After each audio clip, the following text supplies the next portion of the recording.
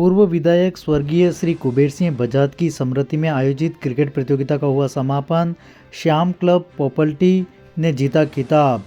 आज गुरुवार को करीबन 6:30 बजे मिली जानकारी के अनुसार पूर्व विधायक स्वर्गीय श्री कुबेर सिंह बजाज की स्मृति में आयोजित क्रिकेट प्रतियोगिता में श्याम क्लब पोपल्टी विजेता रहा।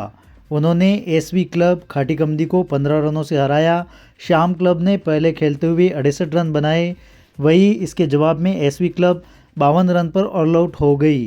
वहीं विजेता टीम को 30,000 नगद एवं उप विजेता टीम को 15,000 रुपये नगद देकर सम्मानित किया गया। इस अवसर पर मुख्य अतिथि दुलाराम भगोरा, जिला परिषद सदस्य, अध्यक्ष रतनलाल गुज्जर, किसान मोर्चा जिला संयोजक उदयलाल डामोर, शिक्षक संघ प्रदेश प्रतिनिधि जगदीश कसोटा, जीवतराम दोजा, हेमादेवी सरपंच, भेरूलाल अंबालाल, समरतलाल, पूर्व सरपंच लोकेश गुज्जर, अनिल व्यास, प्रवीण बजाज, संजय बजाज, शंकरलाल दामा, शंभूलाल भगोरा, पूर्व विधायक प्रत्याशी सुनील कुमार बजाज सहित खेल प्रेमी मौजूद रहे।